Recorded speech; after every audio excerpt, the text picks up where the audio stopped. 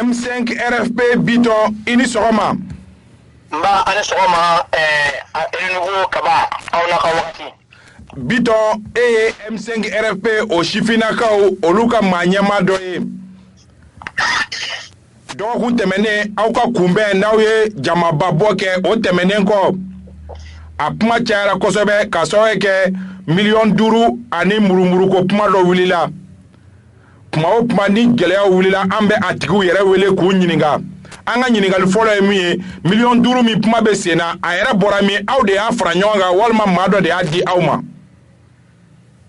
kaba in ce ɲininkali la dɔgɔkun bɔli min kɛra a bɔli ma labɛn M5 RFP kelen fɛ walima yɛrɛwolo kelen fɛ a bɔli labɛnna jɛkulu 13 de fɛ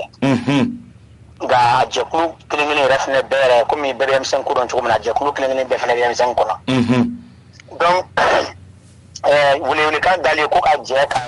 bɔliba in kɛ k'an ka faamaw kɔkɔrɔ don ka d'a kan diɲɛma kelen bɛ ka janfa min ta an ka jamana sɛgɛrɛ n'u ma jama y'an ka ɲɛmaaw kɔ u laban u bɛna u tintin u ka nkalon kan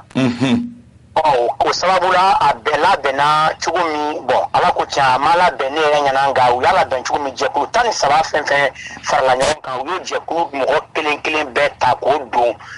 jɛkulu wɛrɛ la n'u b'a fɔ o ma ko commission i n'a fɔ commission d'organisation min jɛkulu min dɔ b'a chargé labɛn na dɔ b'a chargé kunnafoni na dɔ b'a chargé wariko ta fanfɛla na ani dɔ b'a chargé ko commission scientifique minnu bɛ hakilinaw da yaasa ko bɛ se ka ɲɛ cogo min ne yɛrɛ kun u ye ne don o la ka sɔrɔ ne yɛrɛ kun tɛ yen commission finance de min chargé len bɛ wariko ta fanfɛla a ka ca olu de ye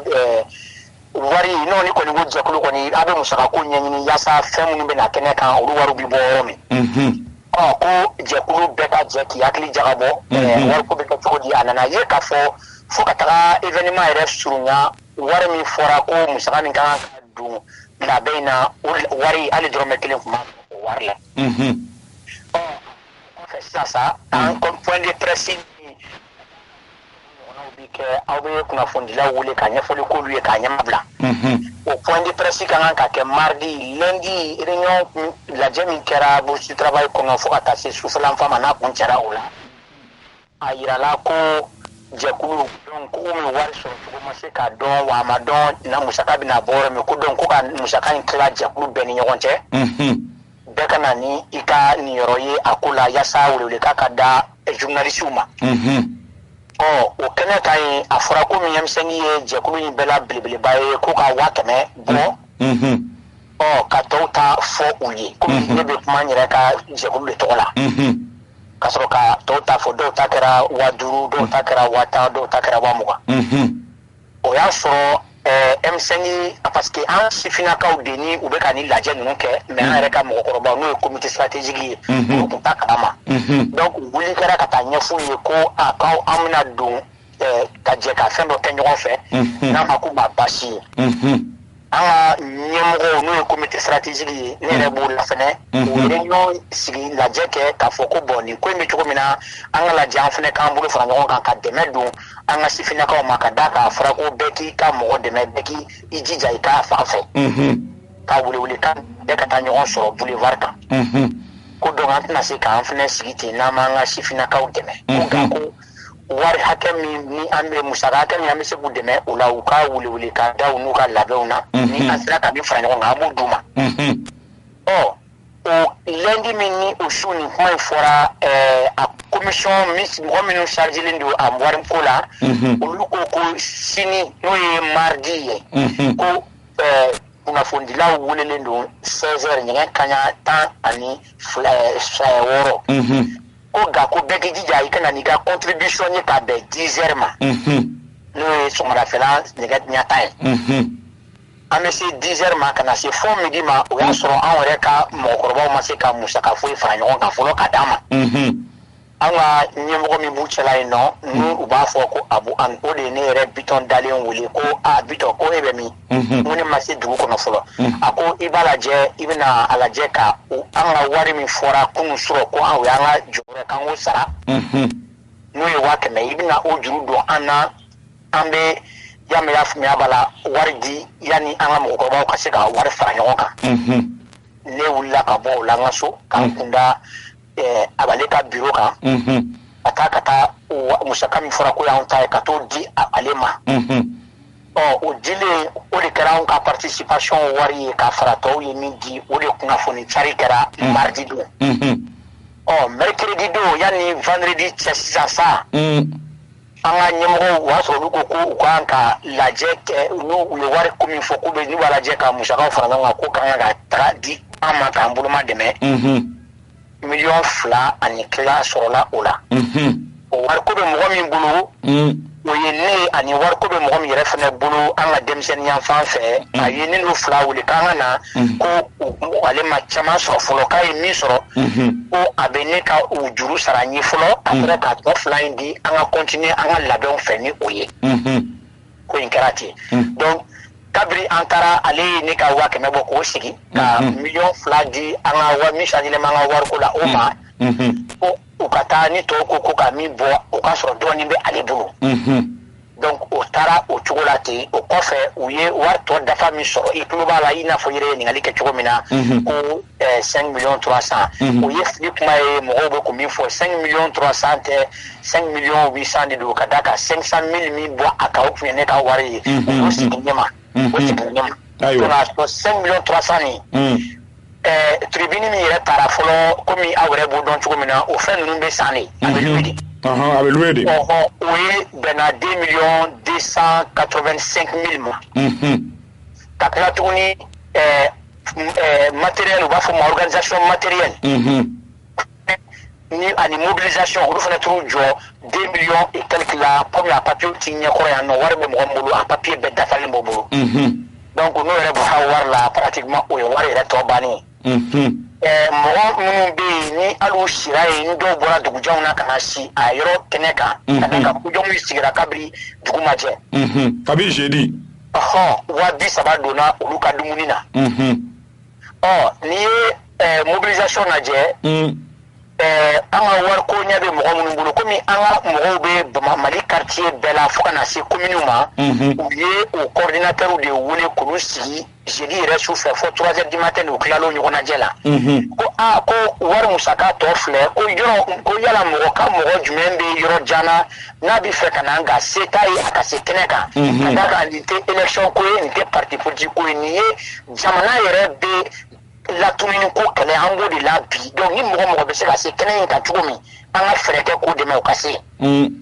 donc coordinateur dɔw y'a fɔ olu mago bɛ nin na olu mago bɛ nin na o dɛmɛ dira olu ma bɛɛ ɲɛna wa bɛɛ ye min sɔrɔ o sɛbɛnna papier la bɛɛ y'a signé a ɲɛfɛ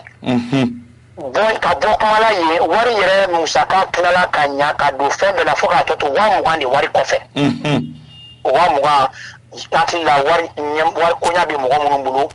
Bitɔn an b'a dɔn k'a fɔ a ko yɛrɛ hukumu kɔnɔ mɔgɔ dɔw ni dɔw bɛ kiri ɲɛkɔrɔ an tɛna an da don o la an bɛ i fo k'i waleɲuman dɔn ka sababu kɛ min ye kiri binakun ye n'o ko kɛra cogo min anw yɛrɛ b'an charger k'o ɲɛfɔ an ka ɲɛfɔ cogo la i n'a fɔ e sen bɛ a kiri ko la donc an t'o kuma fɔ yan nɔ an b'i fo merci beaucoup merci beaucoup ok Mamari Bitɔn Kulibali ka bɔ M5 RFI kɔnɔna la a bɔra ka kunnafoniya di aw ma $5 ko kuma min tun wulilen don M5 jɛkulu kɔnɔna na a bɔra ka fɛsɛfɛsɛli kɛ o koɲɛw kan n bɛ faamuyali ko ɲuman ɲini bɛɛ lajɛlen fɛ Amadu kaba ye kumaso la sɔrɔ an bɛna don décryptage kɔnɔna la i n'a fɔ bakurubaw la an tun y'a fɔ aw ɲɛna k'a fɔ bi Isa Kaba ale bɛna miiri kɛ Isa ale ka lahalayaw kan Isa Kawujim ale kɛlen kɔrɔ ka tile 12 kɛ kiri tigilamɔgɔw olu tɛgɛ kɔnɔ ayiwa fɛn min kɔni bɛ tali kɛ Kawujim na kunu ale kɔni bɔra kɔgɔba 4 ni ɲɔgɔn cɛ a ye a ka libertéw sɔrɔ o la an bɛ mun de dɔn Isa Kawujim ka bilali ko in kan ani fɛnɛ kalanbulon jumɛn bɛ se ka sɔrɔ ni situation in kɔnɔna na Isa Kaba ale bɛ ɲɛfɔli kan ye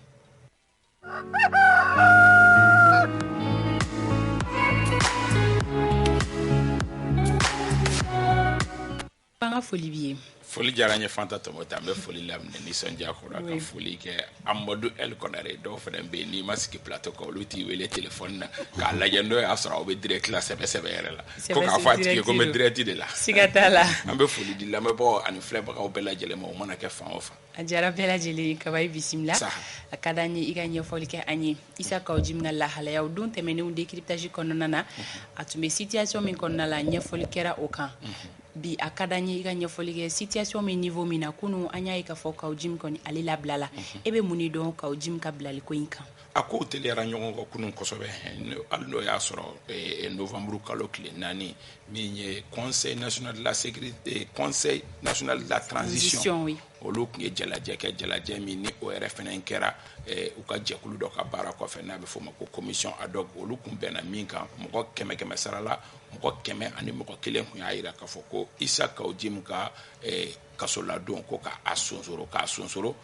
o tɛ kiiri bali an y'o précision di yan nɔ o de hukumu kɔnɔ o sɛbɛnfura o de tun makɔnɔlen don commune 4nan tribunal mɔgɔ olu ka bolo kan i n'a fɔ o sɛbɛnfura sera a bɛ fɔ min ma ko résolution o sera commune 4nan tribunal mɔgɔw ma jamana sariya yɛrɛ ye min fɔ ka kɛɲɛ ni a cɛtigɛ 62 article 62 o bɛ a wajibiya commune 4nan tribunal kan ni jamana bulonba walima bulonman dɔ labila n'o ye laɲini kɛ ka fɔ u ka jɛkululaden labila a bɛ wajibiya tribunal kan ko o labilali kɛ donc o labilali de kɛra kunu labilali kun fɔlɔ kɛra ka sɔrɔ kɛ ko in bɛ taa kiiri bolo de kan Isa Kaouji taara commune 4 tribunal la ka taa kumaw da yira ɲɔgɔn na a n'a ka journal dɔnbagaw kumaw da yiralen a labilala a seginna ka taa Bamakura kasobonba la ka sɔrɔ ka taa o sɛbɛnfura yamaruya sɛbɛnw fana di o kɛra nɛgɛ kanɲɛ 19 wagati Isa Kaouji labilala a ka taa a ka so a yɛrɛ sera a ka so video ni fɛnw bɛɛ lajɛlen bɛ yen nɔ a bɛɛ y'a ye bɔlɔlɔ sanfɛ kabi tribunal la ka na se kasobonba ka bɔ yen nɔ ka taa a yɛrɛ ka so a kunbɛra cogo min bɛɛ lajɛlen o ye o suma k'o dugumajɛ an b'a ye ka fɔ nɛgɛ kanɲɛ 19 o bɛ tɛmɛ ni miniti 30 ɲɔgɔnna ye wagati min kunnafoni wɛrɛ bɔra ka bin min ye kunnafoni kura ye ko la nka yanni an ka bɔ dɔ in kɔnɔ ka précision di ka fɔ Isa Kaouji bɔli min kɛra kogoba 4 ni ɲɔgɔn cɛ o tɛ kiiri bannen ka sɔrɔ kɛ kiiri jaabi n'a bɛ fɔ o ma ko délibéré o kun bilalen bɛ ka décembre kalo tile 3 kɔnɔ o tɛ fɛn bɔ o la labilali in tɛ fɛn bɔ o la labilali in ye i kɔni bɛ kaso min na i bɛ se ka bila liberté provisoire hali ni CNT mɔgɔ tɛ ni mɔgɔ ka kiiri bolodalen don ka don dɔ ma kɔnɔ i bɛ se ka labila yanni kiiri don cɛ o bɛ dépend kiiri tigilamɔgɔ la walima i bɛ se ka to kogoba 4 ni ɲɔgɔn cɛ yanni kiiri don cɛ donc CNT mɔgɔ ye laɲini min kɛ ko k'a bɔ a ka détention suspendue suspension de sa détention mais u m'a fɔ k'a fɔ ko a kiiri jɔ Isa Kaouji contre la donc o ye précision de taille de mɔgɔw kan ka min faamu ka fɔ kiiri ma ban nka kasolabila de banna pour le moment ni kiiri jaabi ye min di sisan ni kiiri jaabi ko a jabajɛlen don jalaki min binnen don a kan o jalaki a tɛ kasolataga kun bɔ a bɛ to so kuda ye nka ni kiiri jaabi nana ka na bin k'a fɔ ko jalaki min binnen don Isa Kaouji kan ko o ye jalaki ye jalaki min bɛ kasolataga kun bɔ o fana ye kuma wɛrɛ donc o précision il faut k'an k'o précision de taille di n ye kunnafoni sɛbɛn min fɔ o kɔni kɛra surprise générale ye hali n'o y'a sɔrɔ maa minnu ni olu bɛ jamana kundo la ko kalama peut-être que olu caman tun b'a kalama min kɛra o ye k'a fɔ sɛbɛnfura dɔ bɔra sɛbɛnfura min ni a tigɛnɔbilalen don ni jamana kuntigi Asimi Goïta a bɛ tali kɛ décret numéro 0793 du 9 novembre 2021 portant abrogation partielle du décret 2020-0239 sɛbɛnfura dɔ bɔra sɛbɛnfura min ni a bɛ sɛbɛnfura wɛrɛ susa nka sɛbɛnfura bɛɛ lajɛlen tɛ décret 239 o ye conseil national de la transition mɔgɔw bɛɛ lajɛlen taara ni sɛbɛn yamaruyalen min ye k'u kɛ conseil national de la transition mɔgɔw ye o sɛbɛnfura o fan dɔ de susara ka bɔ yen nɔ ni sɛbɛnfura wɛrɛ sɛbɛnfura min n'o o ye 793 du 9 novembre 2021 mun bɛ a kɔnɔ a tɛgɛnɔ bilalen ni président de la transition ye a fɔlen don k'a fɔ ko k'a daminɛ kunun na fo ka taa sa Udayi ko monsieur Kawujim tɛ CNT mɔgɔ ye bilen. Ok. Isa Kawujim de ko don ka sɔrɔ kɛ kabi a ka décret de nomination a bɛ nin cogoya de la tantɔ ko Kawujim. Oui. Abrogation fɛnɛ na a sɛbɛnna o cogoya kelen na k'a fɔ ko monsieur Kawujim ka décret de nomination abrogera abrogeli kɔrɔ ye k'a fɔ ko a susara ka bɔ yen ale sen t'a la bilen.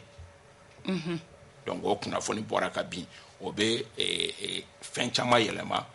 ni affaire min ni a bɛ ɲini ka na kalo 2 ɲɔgɔnna bɔ ni ale dɔrɔn de bɛ mɔgɔw da. D'accord, Amadou.